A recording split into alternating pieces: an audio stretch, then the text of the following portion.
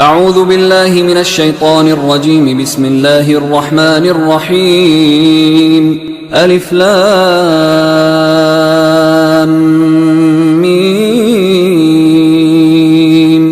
ذلك الكتاب لا ريب فيه هدى للمتقين الذين يؤمنون بالغيب ويقيمون الصلاة ومما رزقناهم ينفقون والذين يؤمنون بما أنزل إليك وما أنزل من قبلك وبالآخرة هم يوقنون أولئك على هدى من ربهم وأولئك هم المفلحون. إن الذين كفروا سواء عليهم أأنذرتهم أم لم تنذرهم لا يؤمنون ختم الله على قلوبهم وعلى سمعهم وعلى أبصارهم غشاوة ولهم عذاب عظيم. ومن الناس من يقول آمنا بالله وباليوم الآخر وما هم بمؤمنين يخادعون الله والذين آمنوا وما يخدعون إلا أنفسهم وما يشعرون في قلوبهم مرض فزادهم الله مرضا ولهم عذاب أليم بما كانوا يكذبون. وإذا قيل لهم لا تفسدوا في الأرض قالوا إنما نحن مصلحون ألا إنهم هم المفسدون ولكن لا يشعرون. وإذا قيل لهم آمنوا كما آمن الناس قالوا أنؤمن كما آمن السفهاء ألا إنهم هم السفهاء ولكن لا يعلمون. وإذا لقوا الذين آمنوا قالوا آمنا وإذا خلوا إلى شياطينهم قالوا إنا معكم إنما نحن مستهزئون الله يستهزئ بهم ويمدهم في طغيانهم يعمهون. أولئك الذين اشتروا الضلالة بالهدى فما ربحت تجارتهم وما كانوا مهتدين. مثلهم كمثل الذي استوقد نارا فلما أضاءت ما حوله ذهب الله بنورهم وتركهم في ظلمات لا يبصرون صم بكم عمي فهم لا يرجعون. أو كصيب من السماء فيه ظلمات ورعد وبرق يجعلون أصابعهم في آذانهم من الصواعق حذر الموت والله محيط بالكافرين. يكاد البرق يخطف أبصارهم كلما أضاء لهم مشوا فيه وإذا أظلم عليهم قاموا ولو شاء الله لذهب بسمعهم وأبصارهم إن الله على كل شيء قدير. يا أيها الناس اعبدوا ربكم الذي خلقكم والذين من قبلكم لعلكم تتقون الذي جعل لكم الأرض فراشا والسماء بناء وأنزل من السماء ماء فأخرج به من الثمرات رزقا لكم فلا تجعلوا لله أندادا وأنتم تعلمون. وإن كنتم في ريب مما نزلنا على عبدنا فأتوا بسورة من مثله وادعوا شهداءكم من دون الله إن كنتم صادقين فإن لم تفعلوا ولن تفعلوا فاتقوا النار التي وقودها الناس والحجارة أعدت للكافرين. وبشر الذين آمنوا وعملوا الصالحات أن لهم جنات تجري من تحتها الأنهار كلما رزقوا منها من ثمرة رزقا قالوا هذا الذي رزقنا من قبل وأتوا به متشابها ولهم فيها أزواج مطهرة وهم فيها خالدون. إن الله لا يستحيي أن يضرب مثلا ما بعوضة فما فوقها فأما الذين آمنوا فيعلمون أنه الحق من ربهم، وأما الذين كفروا فيقولون ماذا أراد الله بهذا مثلا يضل به كثيرا ويهدي به كثيرا وما يضل به إلا الفاسقين الذين ينقضون عهد الله من بعد ميثاقه ويقطعون ما أمر الله به أن يوصل ويفسدون في الأرض أولئك هم الخاسرون. كيف تكفرون بالله وكنتم أمواتا فأحياكم ثم يميتكم ثم يحييكم ثم إليه ترجعون. هو الذي خلق لكم ما في الأرض جميعا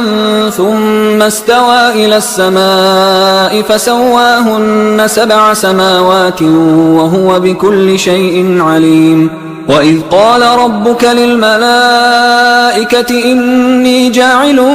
في الأرض خليفة قالوا أتجعل فيها من يفسد فيها ويسفك الدماء ونحن نسبح بحمدك ونقدس لك قال إني أعلم ما لا تعلمون. وعلم آدم الأسماء كلها ثم عرضهم على الملائكة فقال أنبئوني بأسماء هؤلاء إن كنتم صادقين. قالوا سبحانك لا علم لنا إلا ما علمتنا إنك أنت العليم الحكيم. قال يا آدم أنبئهم بأسمائهم فلما أنبأهم بأسمائهم قال ألم أقل لكم إني أعلم غيب السماوات والأرض وأعلم ما تبدون وما كنتم تكتمون. وإذ قلنا للملائكة اسجدوا لآدم فسجدوا إلا إبليس أبى واستكبر وكان من الكافرين. وقلنا يا آدم اسكن أنت وزوجك الجنة وكلا منها رغدا حيث شئتما ولا تقربا هذه الشجرة فتكونا من الظالمين. فأزلهما الشيطان عنها فأخرجهما مما كانا فيه وقلنا اهبطوا بعضكم لبعض عدو ولكم في الأرض مستقر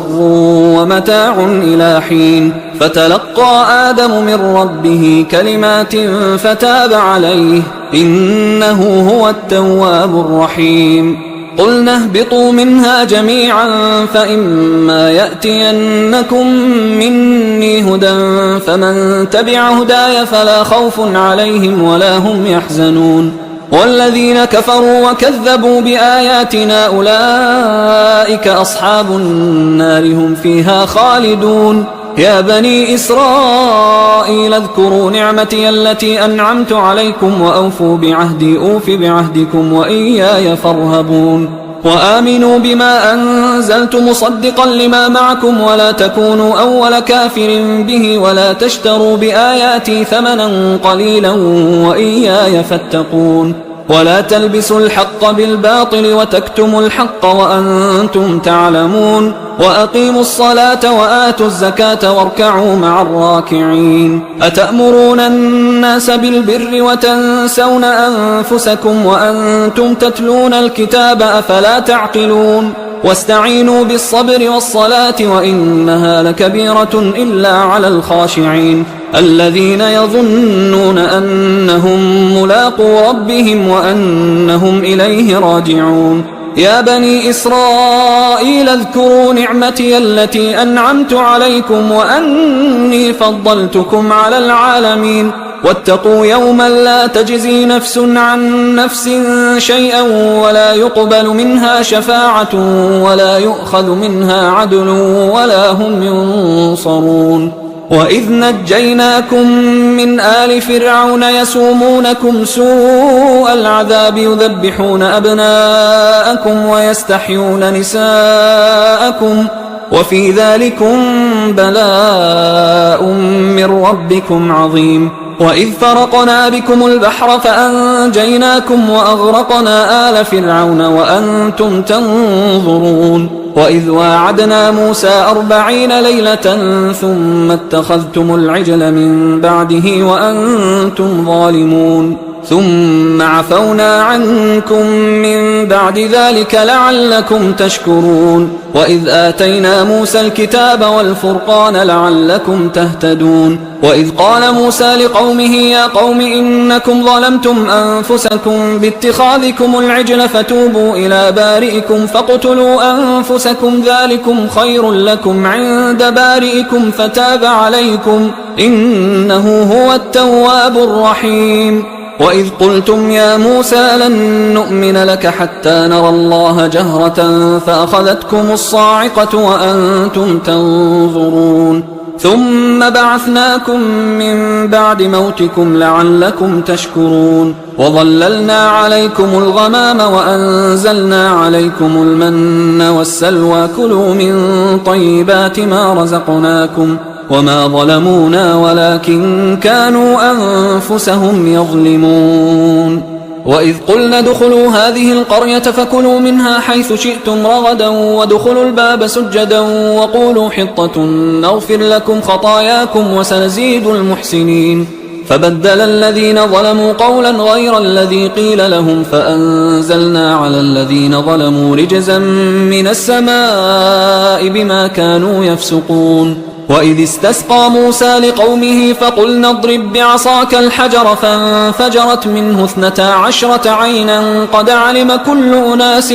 مشربهم كلوا واشربوا من رزق الله ولا تعثوا في الأرض مفسدين وإذ قلتم يا موسى لن نصبر على طعام واحد فادع لنا ربك يخرج لنا مما تنبت الأرض من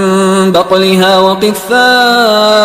وفومها وعدسها وبصلها قال أتستبدلون الذي هو أدنى بالذي هو خير اهبطوا مصرا فإن لكم ما سألتم وضربت عليهم الذلة والمسكنة وباءوا بغضب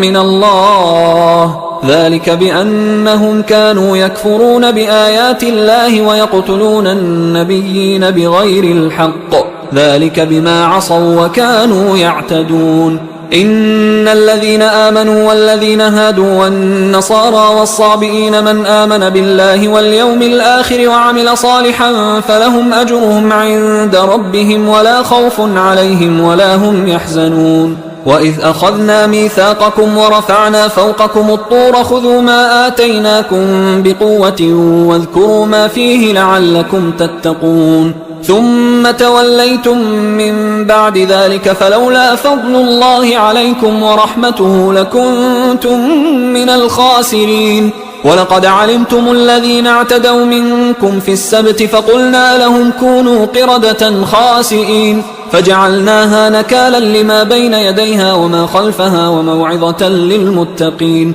وإذ قال موسى لقومه إن الله يأمركم أن تذبحوا بقرة قالوا أتتخذنا هزوا قال أعوذ بالله أن أكون من الجاهلين قالوا ادع لنا ربك يبين لنا ما هي قال إنه يقول إنها بقرة لا فارض ولا بكر عوان بين ذلك فافعلوا ما تؤمرون قالوا ادع لنا ربك يبين لنا ما لونها قال إنه يقول إنها بقرة صفراء فاقع لونها تسر الناظرين قالوا ادع لنا ربك يبين لنا ما هي إن البقرة شابه علينا وإنا إن شاء الله لمهتدون قال إنه يقول إنها بقرة لا ذلول تثير الأرض ولا تسقي الحرث مسلمة لا شية فيها قالوا الآن جئت بالحق فذبحوها وما كادوا يفعلون وإذ قتلتم نفسا فادارأتم فيها والله مخرج ما كنتم تكتمون فقلنا اضربوه ببعضها كذلك يحيي الله الموتى ويريكم آياته لعلكم تعقلون ثم قست قلوبكم من بعد ذلك فهي كالحجارة أو أشد قسوة وإن من الحجارة لما يتفجر منه الأنهار وإن منها لما يشقق فيخرج منه الماء وإن منها لما يهبط من خشية الله وما الله بغافل عما تعملون أفتطمعون أن يؤمنوا لكم وقد كان فريق منهم يسمعون كلام الله ثم يحرفونه من بعد ما عقلوه وهم يعلمون وإذا لقوا الذين آمنوا قالوا آمنا وإذا خلا بعضهم إلى بعض قالوا أتحدثونهم بما فتح الله عليكم ليحاجوكم به عند ربكم أفلا تعقلون أولا يعلمون أن الله يعلم ما يسرون وما يعلنون ومنهم أميون لا يعلمون الكتاب إلا أماني وإنهم إلا يظنون فويل للذين يكتبون الكتاب بأيديهم ثم يقولون هذا من عند الله ليشتروا به ثمنا قليلا فويل لهم مما كتبت أيديهم وويل لهم مما يكسبون وقالوا لن تمسنا النار إلا أياما معدودة قل أتخذتم عند الله عهدا فلن يخلف الله عهده أم تقولون على الله ما لا تعلمون بلى من كسب سيئة وأحاطت به خطيئته فأولئك أصحاب النار هم فيها خالدون والذين آمنوا وعملوا الصالحات أولئك أصحاب الجنة هم فيها خالدون وإذ أخذنا ميثاق بني إسرائيل لا تعبدون إلا الله وبالوالدين إحسانا وذي القربى واليتامى والمساكين وقولوا للناس حسنا وأقيموا الصلاة وآتوا الزكاة ثم توليتم إلا قليلا منكم وأنتم معرضون وإذ أخذنا ميثاقكم لا تسفكون دماءكم ولا تخرجون أنفسكم من دياركم ثم أقررتم وأنتم تشهدون ثم أنتم هؤلاء تقتلون أنفسكم وتخرجون فريقا منكم من ديارهم تظاهرون عليهم بالإثم والعدوان وإن يأتوكم أسارى تفادوهم وهو محرم عليكم إخراجهم أفتؤمنون ببعض الكتاب وتكفرون ببعض فما جزاء من يفعل ذلك منكم إلا خزي في الحياة الدنيا ويوم القيامة يردون إلى أشد العذاب وما الله بغافل عما تعملون أولئك الذين اشتروا الحياة الدنيا بالآخرة فلا يخفف عنهم العذاب ولا هم ينصرون ولقد آتينا موسى الكتاب وقفينا من بعده بالرسل وآتينا عيسى ابن مريم البينات وأيدناه بروح القدس أفكلما جاءكم رسول بما لا تهوى أنفسكم استكبرتم ففريقا كذبتم وفريقا تقتلون وقالوا قلوبنا غلف بل لعنهم الله بكفرهم فقليلا ما يؤمنون ولما جاءهم كتاب من عند الله مصدق لما معهم وكانوا من قبل يستفتحون على الذين كفروا فلما جاءهم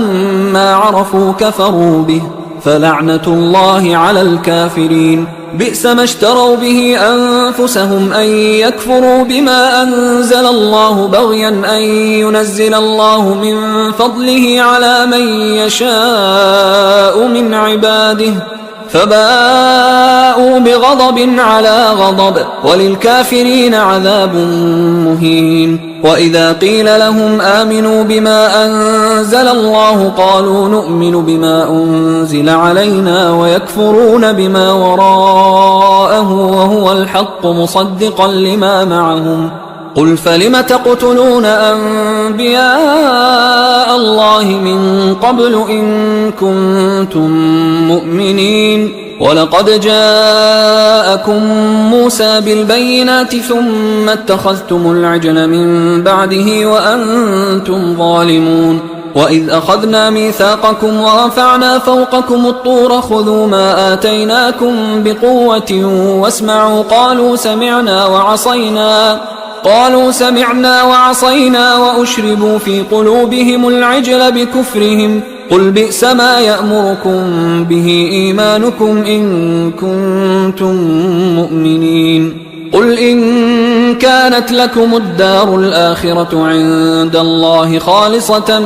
من دون الناس فتمنوا الموت إن كنتم صادقين ولن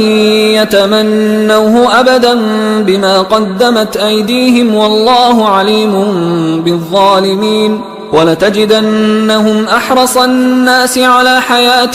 ومن الذين أشركوا يود أحدهم لو يعمر 1000 سنة وما هو بمزحزحه من العذاب أن يعمر والله بصير بما يعملون قل من كان عدوا لجبريل فإنه نزله على قلبك بإذن الله مصدقا لما بين يديه وهدى وبشرى للمؤمنين من كان عدوا لله وملائكته ورسله وجبريل وميكال فإن الله عدو للكافرين ولقد أنزلنا إليك آيات بينات وما يكفر بها إلا الفاسقون أو كلما عاهدوا عهدا نبذه فريق منهم بل أكثرهم لا يؤمنون ولما جاءهم رسول من عند الله مصدق لما معهم نبذ فريق من الذين أوتوا الكتاب كتاب الله وراء ظهورهم كأنهم لا يعلمون واتبعوا ما تتلو الشياطين على ملك سليمان وما كفر سليمان ولكن الشياطين كفروا يعلمون الناس السحر وما أنزل على الملكين ببابل هاروت وماروت وما يعلمان من أحد حتى يقولا إنما نحن فتنة فلا تكفر فيتعلمون منهما ما يفرقون به بين المرء وزوجه وما هم بضارين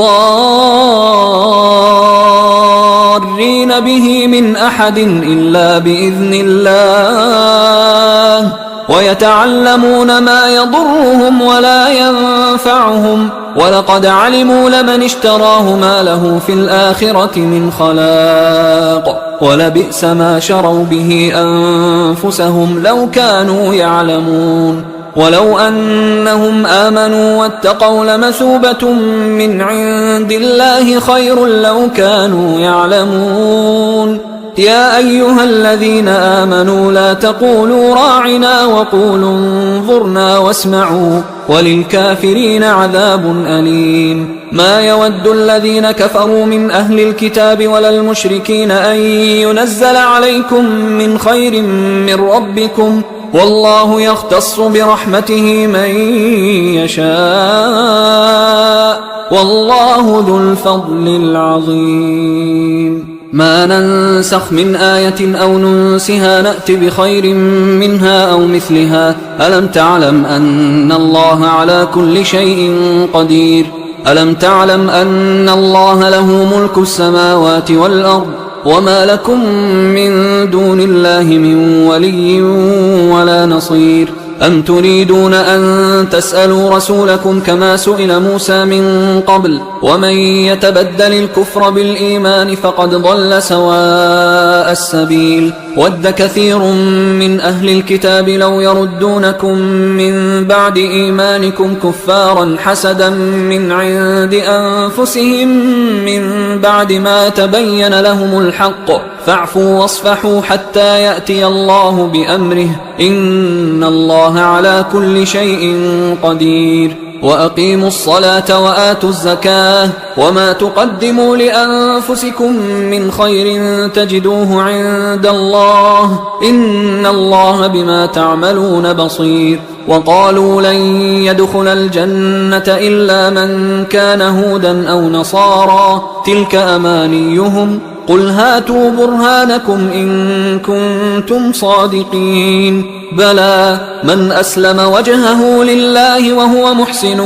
فله أجره عند ربه ولا خوف عليهم ولا هم يحزنون وقالت اليهود ليست النصارى على شيء وقالت النصارى ليست اليهود على شيء وهم يتلون الكتاب كذلك قال الذين لا يعلمون مثل قولهم فالله يحكم بينهم يوم القيامة فيما كانوا فيه يختلفون ومن أظلم ممن منع مساجد الله أن يذكر فيها اسمه وسعى في خرابها أولئك ما كان لهم أن يدخلوها إلا خائفين لهم في الدنيا خزي ولهم في الآخرة عذاب عظيم ولله المشرق والمغرب فأينما تولوا فثم وجه الله إن الله واسع عليم وقالوا اتخذ الله ولدا سبحانه بل له ما في السماوات والأرض كل له قانتون بديع السماوات والأرض وإذا قضى أمرا فإنما يقول له كن فيكون وقال الذين لا يعلمون لولا يكلمنا الله أو تأتينا آية كذلك قال الذين من قبلهم مثل قولهم تشابهت قلوبهم قد بينا الآيات لقوم يوقنون إنا أرسلناك بالحق بشيرا ونذيرا ولا تسأل عن أصحاب الجحيم ولن ترضى عنك اليهود ولا النصارى حتى تتبع ملتهم قل إن هدى الله هو الهدى ولئن اتبعت أهواءهم بعد الذي جاءك من العلم ما لك من الله من ولي ولا نصير الذين آتيناهم الكتاب يتلونه حق تلاوته أولئك يؤمنون به ومن يكفر به فأولئك هم الخاسرون يا بني إسرائيل اذكروا نعمتي التي أنعمت عليكم وأني فضلتكم على العالمين واتقوا يوما لا تجزي نفس عن نفس شيئا ولا يقبل منها عدل ولا تنفعها شفاعة ولا هم ينصرون وإذ ابتلى إبراهيم ربه بكلمات فأتمهن قال إني جاعلك للناس إماما قال ومن ذريتي قال لا ينال عهد الظالمين وإذ جعلنا البيت مثابة للناس وأمنا واتخذوا من مقام إبراهيم مصلى وعهدنا إلى إبراهيم وإسماعيل أن طهرا بيتي للطائفين والعاكفين والركع السجود وإذ قال إبراهيم رب اجعل هذا بلدا آمنا وارزق أهله من الثمرات من آمن منهم بالله واليوم الآخر قال ومن كفر فأمتعه قليلا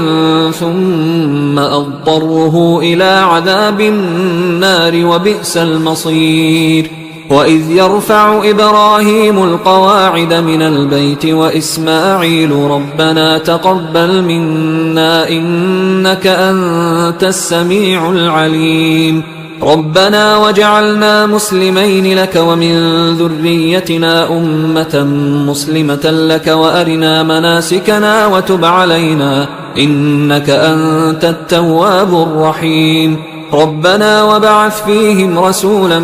منهم يتلو عليهم آياتك ويعلمهم الكتاب والحكمة ويزكيهم إنك أنت العزيز الحكيم ومن يرغب عن ملة إبراهيم إلا من سفه نفسه ولقد اصطفيناه في الدنيا وإنه في الآخرة لمن الصالحين إذ قال له ربه أسلم قال أسلمت لرب العالمين. ووصى بها إبراهيم بنيه ويعقوب يا بني إن الله اصطفى لكم الدين فلا تموتن إلا وأنتم مسلمون. أم كنتم شهداء إذ حضر يعقوب الموت إذ قال لبنيه ما تعبدون من بعدي قالوا نعبد إلهك وإله آبائك إبراهيم وإسماعيل وإسحاق إلها واحدا ونحن له مسلمون. تلك أمة قد خلت لها ما كسبت ولكم ما كسبتم ولا تسألون عما كانوا يعملون. وقالوا كونوا هودا أو نصارى تهتدوا قل بل ملة إبراهيم حنيفا وما كان من المشركين. قولوا آمنا بالله وما أنزل إلينا وما أنزل إلى إبراهيم وإسماعيل وإسحاق ويعقوب والأسباط وما أوتي موسى وعيسى وما أوتي النبيون من ربهم لا نفرق بين أحد منهم ونحن له مسلمون. فإن آمنوا بمثل ما آمنتم به فقد اهتدوا وإن تولوا فإنما هم في شقاق فسيكفيكهم الله وهو السميع العليم. صبغة الله ومن أحسن من الله صبغة ونحن له عابدون. قل أتحاجوننا في الله وهو ربنا وربكم ولنا أعمالنا ولكم أعمالكم ونحن له مخلصون. أم تقولون إن إبراهيم وإسماعيل وإسحاق ويعقوب والأسباط كانوا هودا أو نصارى قل أأنتم أعلم أم الله ومن أظلم ممن كتم شهادة عنده من الله وما الله بغافل عما تعملون. تلك أمة قد خلت لها ما كسبت ولكم ما كسبتم ولا تسألون عما كانوا يعملون. سيقول السفهاء من الناس ما ولاهم عن قبلتهم التي كانوا عليها قل لله المشرق والمغرب يهدي من يشاء إلى صراط مستقيم. وكذلك جعلناكم أمة وسطا لتكونوا شهداء على الناس ويكون الرسول عليكم شهيدا. وما جعلنا القبلة التي كنت عليها إلا لنعلم من يتبع الرسول ممن ينقلب على عقبيه وإن كانت لكبيرة إلا على الذين هدى الله وما كان الله ليضيع إيمانكم إن الله بالناس لرؤوف رحيم. قد نرى تقلب وجهك في السماء فلنولينك قبلة ترضاها فول وجهك شطر المسجد الحرام وحيث ما كنتم فولوا وجوهكم شطره وإن الذين أوتوا الكتاب ليعلمون أنه الحق من ربهم وما الله بغافل عما يعملون. ولئن أتيت الذين أوتوا الكتاب بكل آية ما تبعوا قبلتك وما أنت بتابع قبلتهم وما بعضهم بتابع قبلة بعض ولئن اتبعت أهواءهم من بعد ما جاءك من العلم إنك إذا لمن الظالمين. الذين آتيناهم الكتاب يعرفونه كما يعرفون أبناءهم وإن فريقا منهم ليكتمون الحق وهم يعلمون. الحق من ربك فلا تكونن من الممترين ولكل وجهة هو موليها فاستبقوا الخيرات أينما تكونوا يأت بكم الله جميعا إن الله على كل شيء قدير ومن حيث خرجت فول وجهك شطر المسجد الحرام وإنه للحق من ربك وما الله بغافل عما تعملون ومن حيث خرجت فول وجهك شطر المسجد الحرام وحيث ما كنتم فولوا وجوهكم شطره لئلا يكون للناس عليكم حجة إلا الذين ظلموا منهم فلا تخشوهم واخشوني ولأتم نعمتي عليكم ولعلكم تهتدون كما أرسلنا فيكم رسولا منكم يتلو عليكم آياتنا ويزكيكم ويعلمكم الكتاب والحكمة ويعلمكم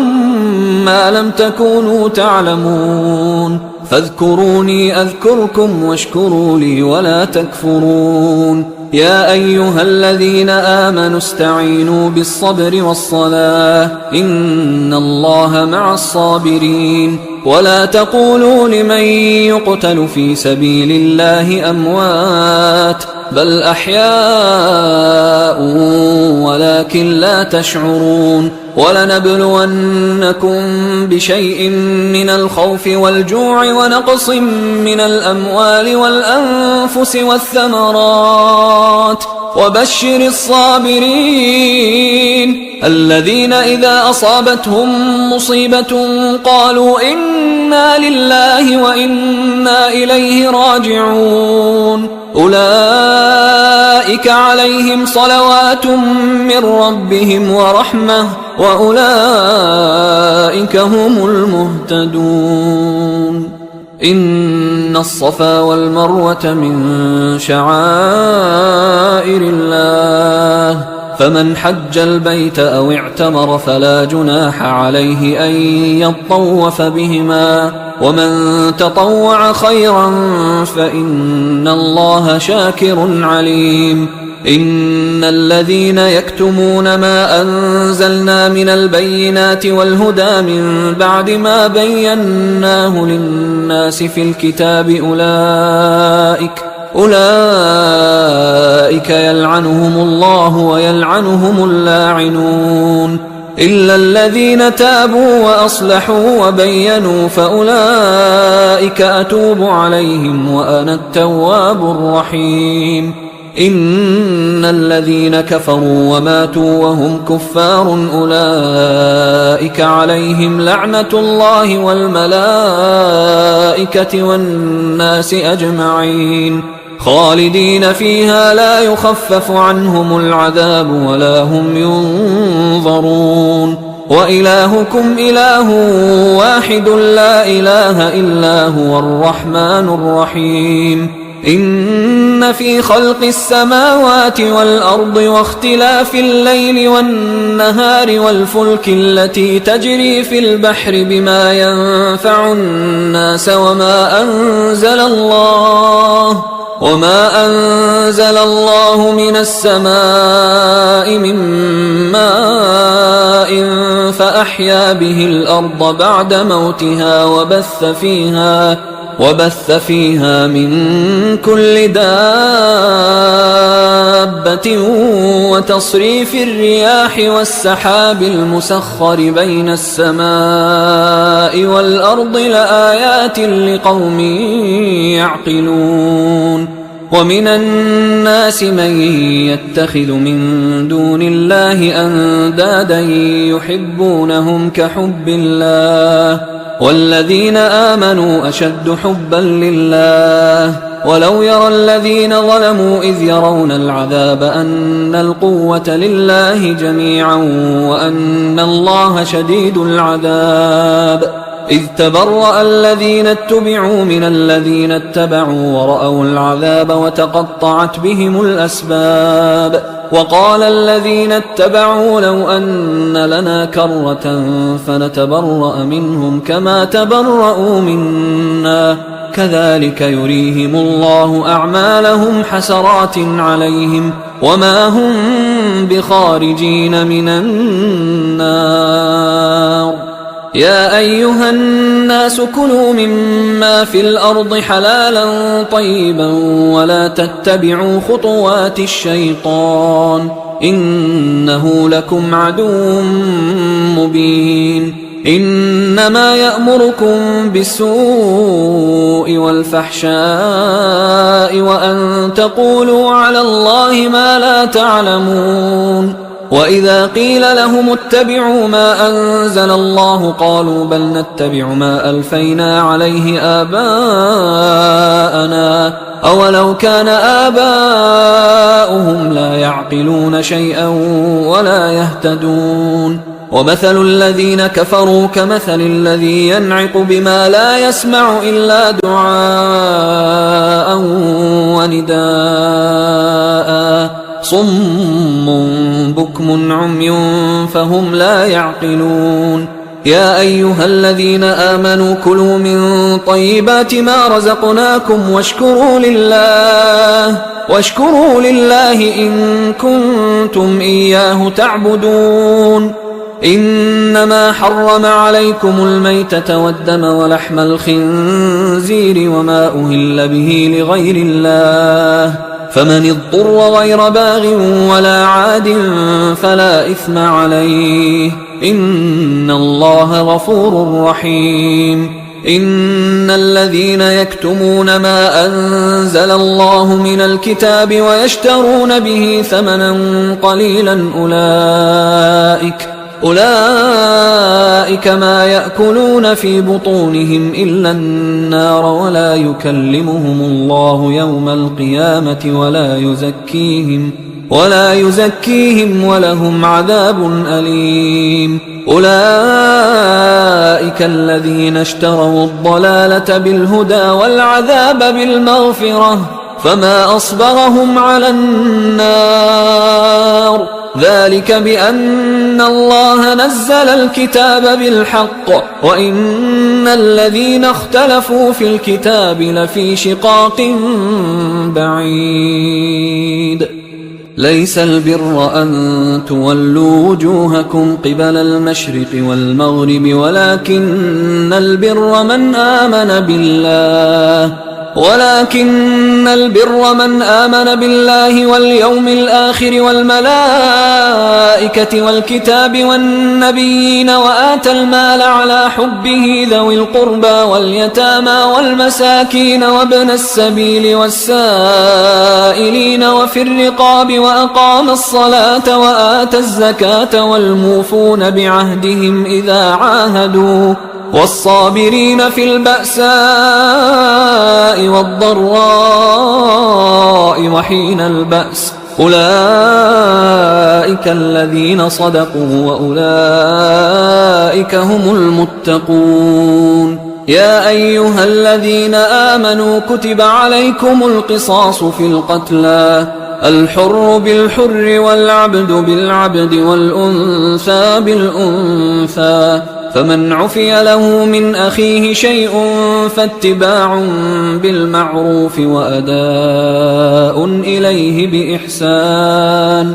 ذلك تخفيف من ربكم ورحمة فمن اعتدى بعد ذلك فله عذاب أليم. ولكم في القصاص حياة يا أولي الألباب لعلكم تتقون. كتب عليكم إذا حضر أحدكم الموت إن ترك خيرا الوصية للوالدين والأقربين بالمعروف حقا على المتقين فمن بدله بعدما سمعه فإنما إثمه على الذين يبدلونه إن الله سميع عليم. فمن خاف من موص جنفا أو إثما فأصلح بينهم فلا إثم عليه إن الله غفور رحيم. يا أيها الذين آمنوا كتب عليكم الصيام كما كتب على الذين من قبلكم لعلكم تتقون أياما معدودات فمن كان منكم مريضا أو على سفر فعدة من أيام أخر وعلى الذين يطيقونه فدية طعام مسكين فمن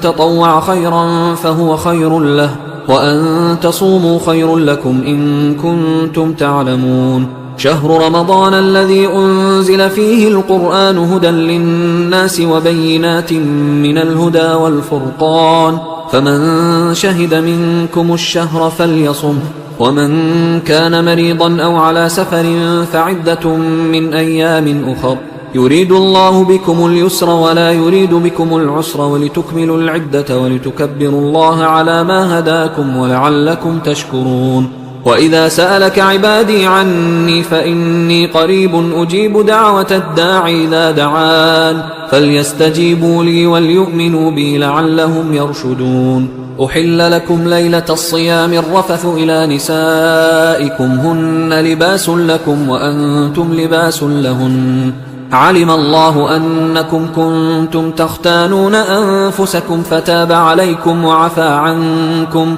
فالآن باشروهن وابتغوا ما كتب الله لكم وكلوا واشربوا حتى يتبين لكم الخيط الأبيض من الخيط الأسود من الفجر ثم أتموا الصيام إلى الليل ولا تباشروهن وأنتم عاكفون في المساجد تلك حدود الله فلا تقربوها كذلك يبين الله آياته للناس لعلهم يتقون ولا تأكلوا أموالكم بينكم بالباطل وتدلوا بها إلى الحكام لتأكلوا فريقا من أموال الناس بالإثم وأنتم تعلمون يسألونك عن الأهلة قل هي مواقيت للناس والحج وليس البر بأن تأتوا البيوت من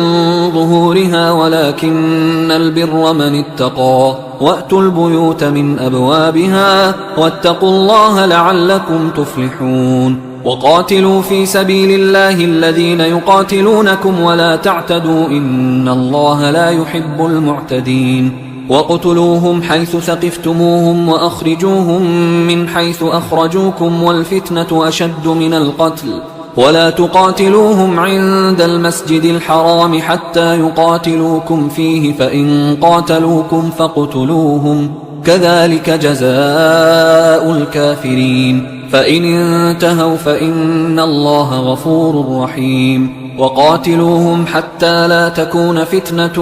ويكون الدين لله فإن انتهوا فلا عدوان إلا على الظالمين الشهر الحرام بالشهر الحرام والحرمات قصاص فمن اعتدى عليكم فاعتدوا عليه بمثل ما اعتدى عليكم واتقوا الله واعلموا أن الله مع المتقين وأنفقوا في سبيل الله ولا تلقوا بأيديكم إلى التهلكة وأحسنوا إن الله يحب المحسنين وأتموا الحج والعمرة لله فإن أحصرتم فما استيسر من الهدي ولا تحلقوا رؤوسكم حتى يبلغ الهدي محله فمن كان منكم مريضا أو به أذى من رأسه ففدية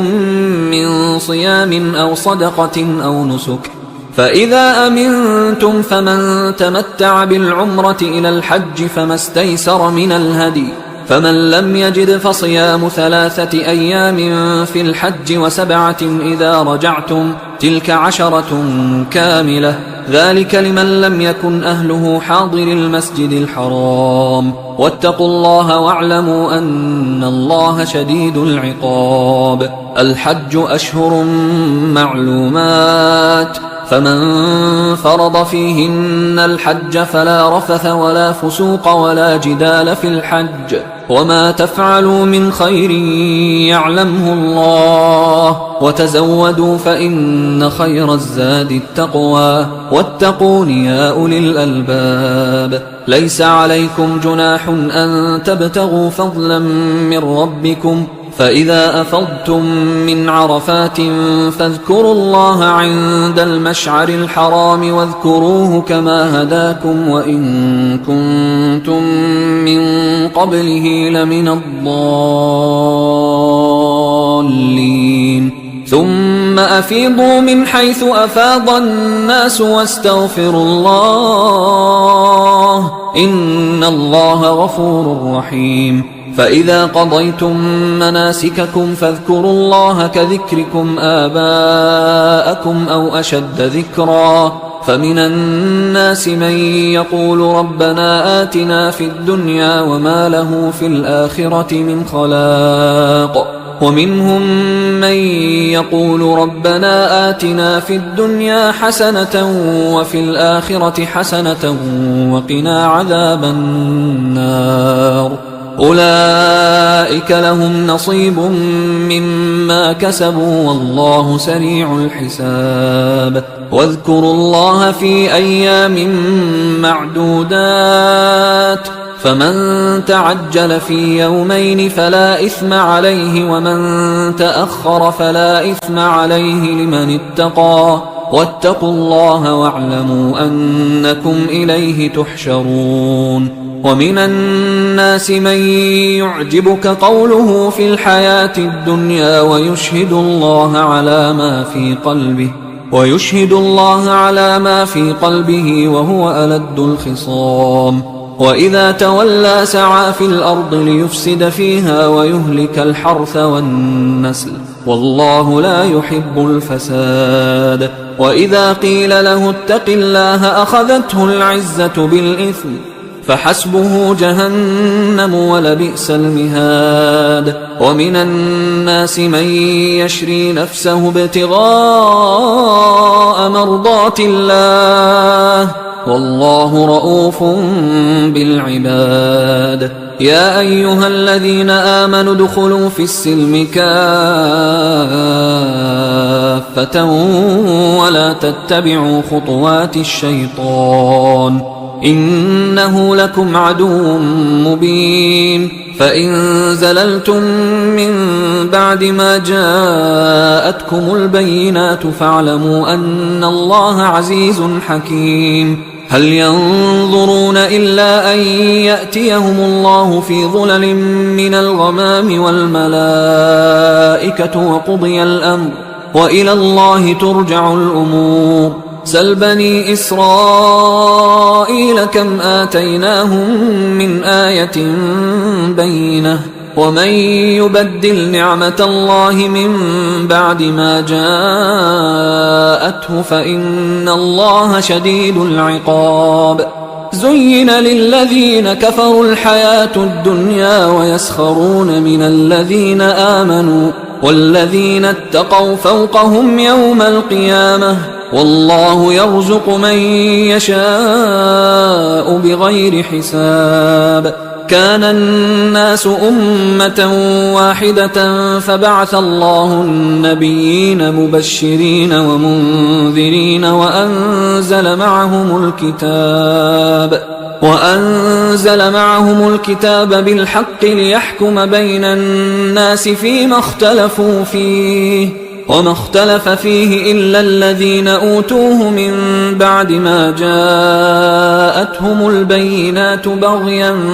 بينهم فهدى الله الذين آمنوا لما اختلفوا فيه من الحق بإذنه والله يهدي من يشاء إلى صراط مستقيم أم حسبتم أن تدخلوا الجنة ولما يأتكم مثل الذين خلوا من قبلكم مستهم البأساء والضراء وزلزلوا حتى يقول الرسول والذين آمنوا معه متى نصر الله ألا إن نصر الله قريب يسألونك ماذا ينفقون قل ما أنفقتم من خير فللوالدين والأقربين واليتامى والمساكين وابن السبيل وما تفعلوا من خير فإن الله به عليم كتب عليكم القتال وهو كره لكم، وعسى أن تكرهوا شيئا وهو خير لكم، وعسى أن تحبوا شيئا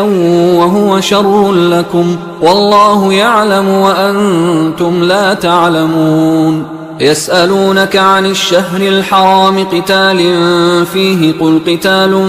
فيه كبير، وصد عن سبيل الله وكفر به والمسجد الحرام وإخراج أهله منه أكبر عند الله، والفتنة أكبر من القتل، ولا يزالون يقاتلونكم حتى يردوكم عن دينكم إن استطاعوا، ومن يرتدد منكم عن دينه فيمت وهو كافر فأولئك حبطت أعمالهم في الدنيا والآخرة، وأولئك أصحاب النار هم فيها خالدون. إن الذين آمنوا والذين هاجروا وجاهدوا في سبيل الله أولئك يرجون رحمة الله، والله غفور رحيم. يسألونك عن الخمر والميسر قل فيهما إثم كبير ومنافع للناس وإثمهما أكبر من نفعهما، ويسألونك ماذا ينفقون قل العفو، كذلك يبين الله لكم الآيات لعلكم تتفكرون في الدنيا والآخرة. ويسألونك عن اليتامى قل إصلاح لهم خير، وإن تخالطوهم فإخوانكم والله يعلم المفسد من المصلح، ولو شاء الله لأعنتكم إن الله عزيز حكيم. ولا تنكحوا المشركات حتى يؤمن، ولأمة مؤمنة خير من مشركة ولو أعجبتكم، ولا تنكحوا المشركين حتى يؤمنوا، ولعبد مؤمن خير من مشرك ولو أعجبكم، أولئك يدعون إلى النار والله يدعو إلى الجنة والمغفرة بإذنه، ويبين آياته للناس لعلهم يتذكرون. ويسألونك عن المحيض قل هو أذى فاعتزلوا النساء في المحيض ولا تقربوهن حتى يطهرن، فإذا تطهرن فأتوهن من حيث أمركم الله، إن الله يحب التوابين ويحب المتطهرين. نساؤكم حرث لكم فأتوا حرثكم أنى شئتم، وقدموا لأنفسكم واتقوا الله واعلموا أنكم ملاقوه، وبشر المؤمنين. ولا تجعلوا الله عرضة لأيمانكم أن تبروا وتتقوا وتصلحوا بين الناس، والله سميع عليم. لا يؤاخذكم الله باللغو في أيمانكم ولكن يؤاخذكم بما كسبت قلوبكم، والله غفور حليم. للذين يؤلون من نسائهم تربص 4 أشهر، فإن فاءوا فإن الله غفور رحيم، وإن عزموا الطلاق فإن الله سميع عليم. والمطلقات يتربصن بأنفسهن 3 قروء، ولا يحل لهن أن يكتمن ما خلق الله في أرحامهن إن كن يؤمن بالله واليوم الآخر، وبعولتهن أحق بردهن في ذلك إن أرادوا إصلاحا، ولهن مثل الذي عليهن بالمعروف وللرجال عليهن درجة، والله عزيز حكيم. الطلاق 2، فإمساك بمعروف أو تسريح بإحسان، ولا يحل لكم أن تأخذوا مما آتيتموهن شيئا إلا أن يخافا ألا يقيما حدود الله، فإن خفتم ألا يقيما حدود الله فلا جناح عليهما فيما افتدت به، تلك حدود الله فلا تعتدوها، ومن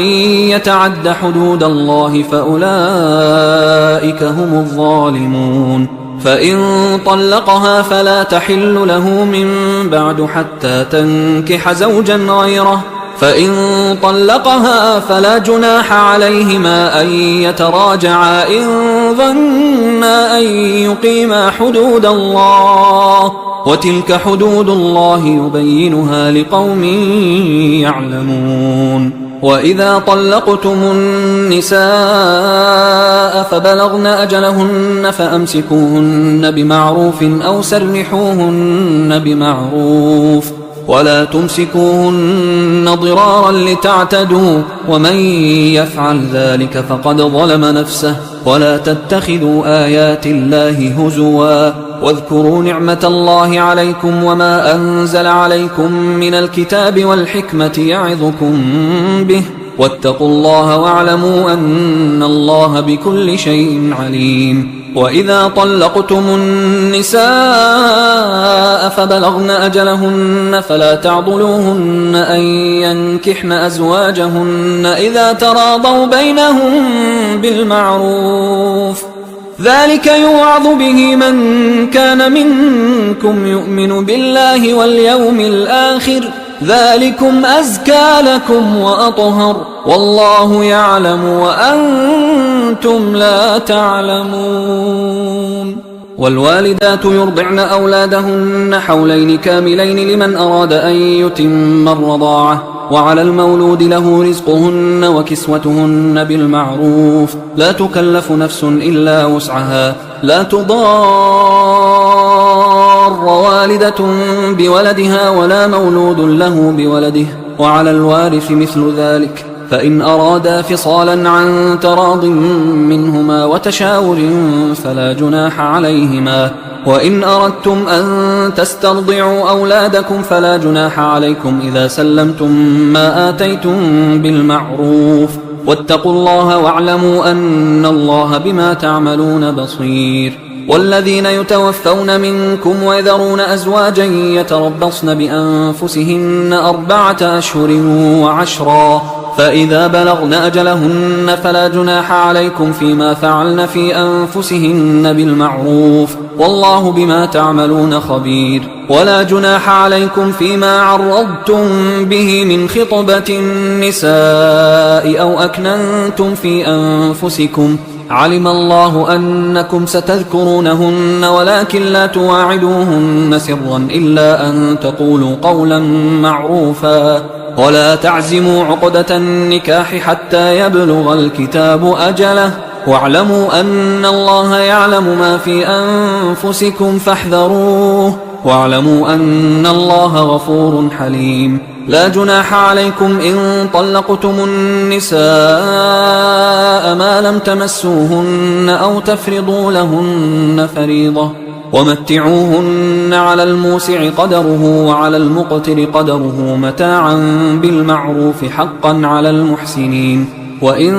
طلقتموهن من قبل أن تمسوهن وقد فرضتم لهن فريضة فنصف ما فرضتم إلا أن يعفون أو يعفو الذي بيده عقدة النكاح، وأن تعفوا أقرب للتقوى، ولا تنسوا الفضل بينكم، إن الله بما تعملون بصير. حافظوا على الصلوات والصلاة الوسطى وقوموا لله قانتين، فإن خفتم فرجالا أو ركبانا، فإذا أمنتم فاذكروا الله كما علمكم ما لم تكونوا تعلمون. والذين يتوفون منكم ويذرون أزواجا وصية لأزواجهم متاعا إلى الحول غير إخراج، فإن خرجن فلا جناح عليكم فيما فعلن في أنفسهن من معروف، والله عزيز حكيم.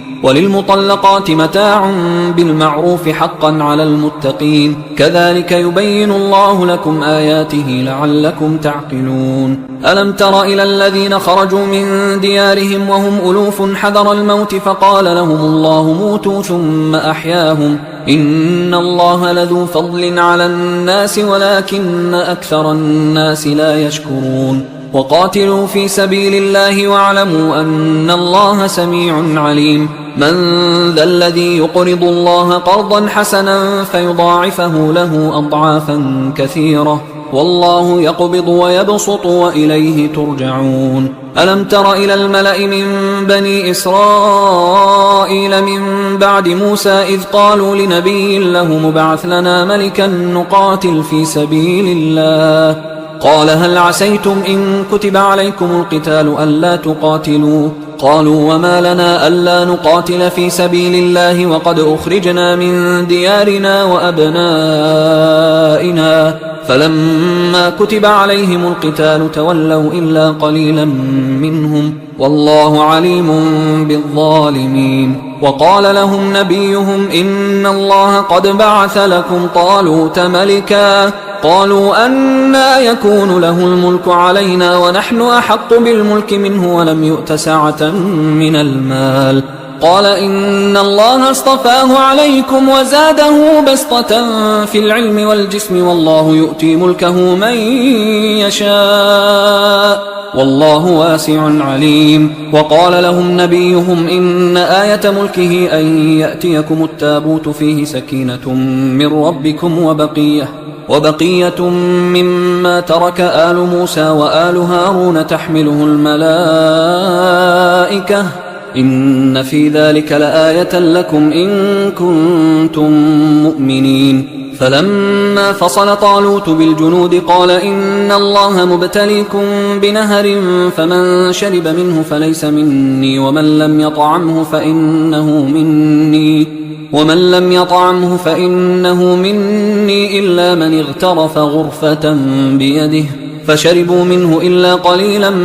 منهم فلما جاوزه هو والذين آمنوا معه قالوا لا طاقة لنا اليوم بجالوت وجنوده قال الذين يظنون أنهم ملاقوا الله كم من فئة قليلة غلبت فئة كثيرة بإذن الله والله مع الصابرين. ولما برزوا لجالوت وجنوده قالوا ربنا أفرغ علينا صبرا وثبت أقدامنا وانصرنا على القوم الكافرين فهزموهم بإذن الله. وقتل داود جالوت وآتاه الله الملك والحكمة وعلمه مما يشاء ولولا دفع الله الناس بعضهم ببعض لفسدت الأرض ولكن الله ذو فضل على العالمين. تلك آيات الله نتلوها عليك بالحق وإنك لمن المرسلين. تلك الرسل فضلنا بعضهم على بعض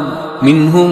من كلم الله ورفع بعضهم درجات وآتينا عيسى ابن مريم البينات وأيدناه بروح القدس ولو شاء الله ما اقتتل الذين من بعدهم من بعد ما جاءتهم البينات ولكن اختلفوا فمنهم من آمن ومنهم من كفر ولو شاء الله ما اقتتلوا ولكن الله يفعل ما يريد. يا أيها الذين آمنوا أنفقوا مما رزقناكم من قبل أن يأتي يوم لا بيع فيه ولا خلة ولا شفاعة والكافرون هم الظالمون. الله لا إله إلا هو الحي القيوم لا تأخذه سنة ولا نوم له ما في السماوات وما في الأرض من ذا الذي يشفع عنده إلا بإذنه يعلم ما بين أيديهم وما خلفهم ولا يحيطون بشيء من علمه إلا بما شاء وسع كرسيه السماوات والأرض ولا يؤوده حفظهما وهو العلي العظيم. لا إكراه في الدين قد تبين الرشد من الغي فمن يكفر بالطاغوت ويؤمن بالله فقد استمسك بالعروة الوثقى لا انفصام لها والله سميع عليم. الله ولي الذين آمنوا يخرجهم من الظلمات إلى النور والذين كفروا أولياؤهم الطاغوت يخرجونهم من النور إلى الظلمات أولئك أصحاب النار هم فيها خالدون. ألم تر إلى الذي حاج إبراهيم في ربه أن آتاه الله الملك إذ قال إبراهيم ربي الذي يحيي ويميت قال أنا أحيي وأميت قال إبراهيم فإن الله يأتي بالشمس من المشرق فأت بها من المغرب فبهت الذي كفر والله لا يهدي القوم الظالمين أو كالذي مر على قرية وهي خاوية على عروشها قال أنى يحيي هذه الله بعد موتها فأماته الله 100 عام ثم بعثه قال كم لبثت قال لبثت يوما أو بعض يوم قال بل لبثت 100 عام فانظر إلى طعامك وشرابك لم يتسنه وانظر إلى حمارك ولنجعلك آية للناس وانظر إلى العظام كيف ننشزها ثم نكسوها لحما فلما تبين له قال أعلم أن الله على كل شيء قدير وإذ قال إبراهيم رب أرني كيف تحيي الموتى قال أولم تؤمن قال بلى ولكن ليطمئن قلبي قال فخذ 4 من الطير فصرهن إليك ثم اجعل على كل جبل منهن جزءا ثم ادعهن يأتينك سعيا واعلم أن الله عزيز حكيم مثل الذين ينفقون أموالهم في سبيل الله كمثل حبة أنبتت 7 سنابل في كل سنبلة 100 حبة والله يضاعف لمن يشاء والله واسع عليم الذين ينفقون أموالهم في سبيل الله ثم لا يتبعون ما أنفقوا منا ولا أذى لهم أجرهم عند ربهم ولا خوف عليهم ولا هم يحزنون قول معروف ومغفرة خير من صدقة يتبعها أذى والله غني حليم يا أيها الذين آمنوا لا تبطلوا صدقاتكم بالمن والأذى كالذي ينفق ماله رئاء الناس ولا يؤمن بالله واليوم الآخر فمثله كمثل صفوان عليه تراب فأصابه وابل فتركه صلدا لا يقدرون على شيء مما كسبوا والله لا يهدي القوم الكافرين ومثل الذين ينفقون أموالهم ابتغاء مرضات الله وتثبيتا من أنفسهم كمثل جنة بربوة أصابها وابل فآتت أكلها ضعفين فإن لم يصبها وابل فطل والله بما تعملون بصير أيود أحدكم أن تكون له جنة من نخيل وأعناب تجري من تحتها الأنهار له فيها من كل الثمرات وأصابه الكبر وله ذرية ضعفاء فأصابها إعصار فيه نار فاحترقت كذلك يبين الله لكم الآيات لعلكم تتفكرون يا أيها الذين آمنوا أنفقوا من طيبات ما كسبتم ومما أخرجنا لكم من الأرض ولا تيمموا الخبيث منه تنفقون ولستم بآخذيه إلا أن تغمضوا فيه واعلموا أن الله غني حميد الشيطان يعدكم الفقر ويأمركم بالفحشاء والله يعدكم مغفرة منه وفضلا والله واسع عليم يؤتي الحكمة من يشاء ومن يؤت الحكمة فقد أوتي خيرا كثيرا وما يذكر إلا أولو الألباب وما أنفقتم من نفقة أو نذرتم من نذر فإن الله يعلمه وما للظالمين من أنصار إن تبدوا الصدقات فنعما هي، وإن تخفوها وتؤتوها الفقراء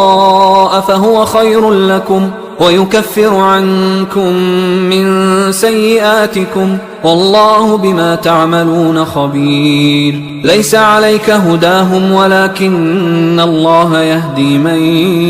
يشاء. وما تنفقوا من خير فلأنفسكم وما تنفقون إلا ابتغاء